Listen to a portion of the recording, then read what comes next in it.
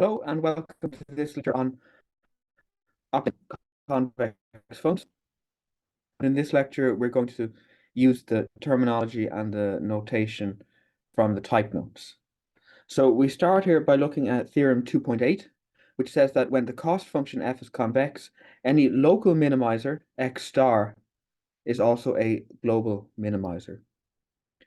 Furthermore, if in addition f is differentiable, then any stationary point of f, in other words, when grad f is 0, is also a global minimizer. So the proof then comes in two parts. So in the first part, we want to show that any local minimizer is a global minimizer.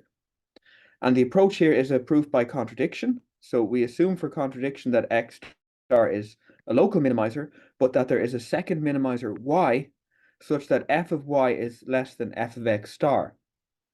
And this is our equation 1. So we're assuming equation 1 for contradiction. So the hypothesis, what's given is that f is a convex function. So by convexity, we can pick the 2 points y and x star and join them together by a line segment x of t, given here, where t goes between 0 and 1. And then by convexity, f on the line segment f of t has to be less than or equal to t times f of y plus 1 minus t times f of x star by the definition of convex function. But now, because of equation 1, f of y is less than f of x star. So this term highlighted in red is less than t times f of x star. And the term highlighted in green remains as is. But you get a cancellation. You would get t times f of x star plus f of x star minus t times f of x star. So you get cancellations. So we have that f of x of t is less than f of x star. So this is just working through the implication of convexity. We now draw a picture. So we draw the point y, and we draw the point x star, and we draw the line segment x of t, connecting them. And we also draw a neighborhood n around x star, and then we look at n star, which is the intersection of the line segment with n. So just to highlight, it will be this part here. We look at n star. So for any point on n star, we have f of x of t is less than or equal to f of x star by this result here. So no matter the size of n, this neighborhood n, we can always construct an n star, and therefore there will be points in n such that f on one of these points is less than or equal to f at x star. But x star is a local minimum. So this is a contradiction. So the assumption in 1 is false, so the opposite has to be true. In other words, that there is no second minimizer y. So x star really is the global minimum. And this is part 1. And then for the second part, we're told to assume that x star is a stationary point, and we want to show that this is the minimum. So we start with what's given. X star is stationary, so grad f is 0. And then I can dot this with any vector I like, and it will still be 0. So I dot grad f at x star with y minus x, and that's still 0. But the key point then is that this is a directional derivative of f in a particular direction, namely y minus x star. And just looking up the definition of directional derivative, or going back to your old vector calculus notes, the directional derivative is d by dt of f of x star plus t times y minus x star evaluated at 0. And this directional derivative is 0. So now when you're doing a limit, you take t going to 0, and that means you're looking at t going to 0 through either positive or negative values, but you're free to focus just on the positive values. So taking t going to 0 through positive values alone, that's t down arrow 0. And that's what I do in this next line. So I apply the definition of derivative, that this is the limit as t goes to 0, focusing on positive values, of f of x star plus t times y minus x star minus f of x star over t. And I rearrange this as t times y, so that's t times y, plus 1 minus t So that's the minus t, and that's the 1 times x star minus f of x star. And now I apply the fact that f is a convex function, and I replace this equals with the less than or equals to, and I'm free to do that. There's no ambiguity about the direction of the inequality because t is greater than 0. So this is less than or equal to t times f of y plus 1 minus t times f of x star minus f of x star, and I'm getting some cancellations. So I'm getting the f of x star is cancelling.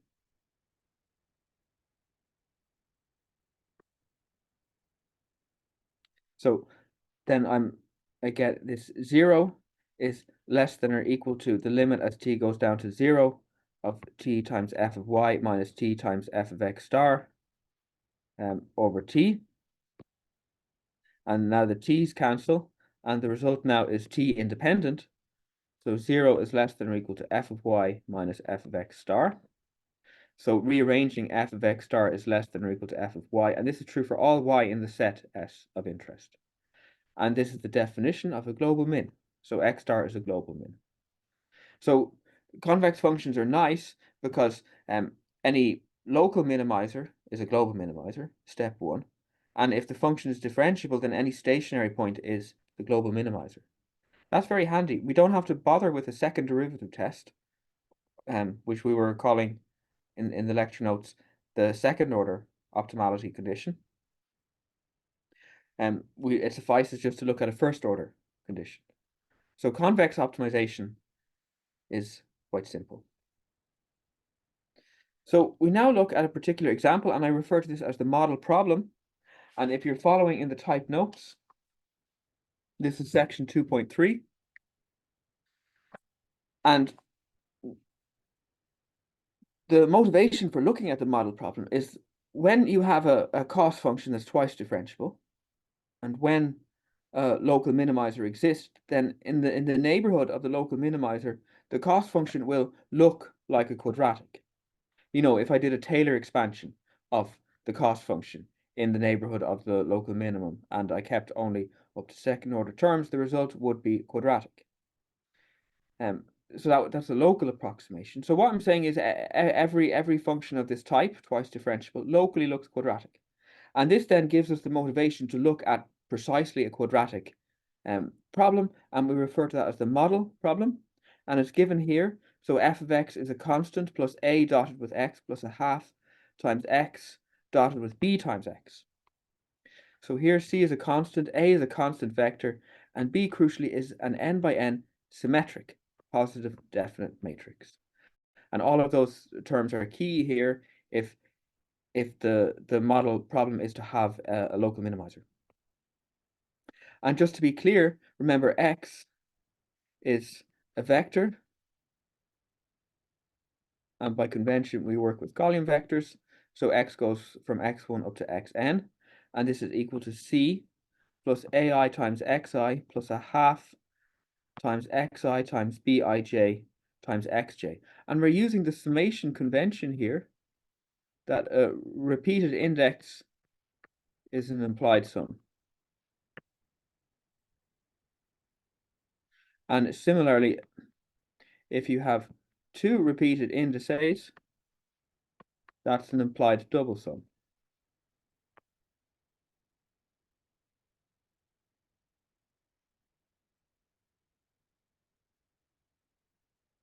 So we use a summation convention, and the appearance of a repeated index implies summation over that index. And using index notation will help us here because it helps us to do the differentiation, and we're going to apply the first and second order optimality conditions. So we need to compute the first and second derivatives of the cost function. So df by dxk is d by dxk of c plus ai xi plus a half xi bij xj. So d by dxk of a constant is 0, and then I'm left with ai times dxi by dxk plus a half bij, because bij is a constant matrix. And then I do the product rule.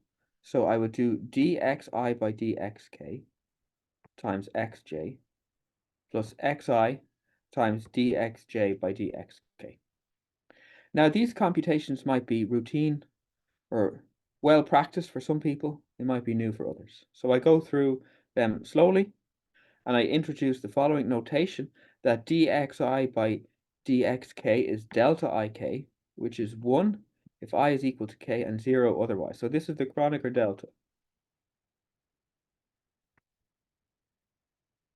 And for example, if x is xy, so x1 is the same as x, and x2 is the same as y, then of course dx by dx is 1, but dy by dx is 0 because these are separate variables and separate independent variables. So these are just partial derivatives. So this is why I use the Kronecker delta. And so going back to the previous line, df by dxk is ai times delta ik, implied sum over I, plus a half bij times delta ik times xj plus xi delta jk. So this is ak here, because what's happening is this is a1 delta 1k plus a2 delta 2k plus all the way down to an delta nk. And the only Kronecker delta to survive is when the two indices are the same. So when the first index is equal to k. So that gives me ak. Okay, so that's the first term. And then the second term, I have the half, I have the bij, I have the delta ik, and I have the xj. Plus then a half bij delta jk times xi. So I now have ak plus a half bkj times xj. So this is the first term. The xj is the same as before. And what I've done is I've looked at bij delta ik. And this is a sum over I. And the only term that survives in the sum is when I is equal to k, because otherwise delta ik will be 0. So the only term that survives is bkj. So that's what I have here. And it's the same procedure in the second term. This is a half times xi, and then it's a sum, this time over j, of bij delta jk. And the only term that survives is when j is equal to k. So this is bik xi. And in the next line, I have ak as before, and then I have a half bkj xj as before, a half, and I use the fact that this is a symmetric matrix. So instead of bik, I can just as easily write bki times xi. And in the next line, I use the fact that the k is a dummy index. I'm just using it for summing up. So I can use any index I like, and it's the same. Or sorry, I should say the j, the I even, is a dummy index. So I replace it with a j. So I'm summing a half bkj times xj. But this is exactly the same now as the first term. So it's a half plus a half bkj xj. But I recognize this exactly as the matrix product of b times x, kth component. So finally, I've computed that grad f is a plus b times x. I now apply the first order optimality condition. If I'm to find a local minimum, then grad f should be 0. So a plus b times x should be 0. So x is minus b to the minus 1 times a. Or in other words, that my my candidate for a local minimum is x star equals minus b to the minus 1 times a. And I know the matrix is invertible because it's positive definite. So all the eigenvalues are positive and therefore non-zero. Once I have non-zero eigenvalues, the determinant is non-zero. And so this is an invertible matrix. So this expression for x star is correct. I then look at second order optimality. So I compute, well, I just remind myself what the first derivatives are. df by dxk is ak plus bkj times xj. And now I compute a second derivative. So I take the previous line and I look at d by dxl. So I get d2f by dxl dxk is d by dxl of ak plus bkj xj.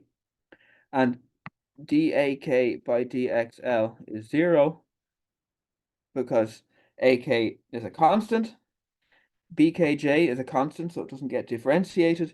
So all I have to differentiate then is dxj by dxl, and this is the Kronecker delta, delta jl. So I get bkj delta jl, and there's an implied sum over j. So I do the summing over j, and the only term that survives is when j is equal to l, because all the other Kronecker deltas are 0.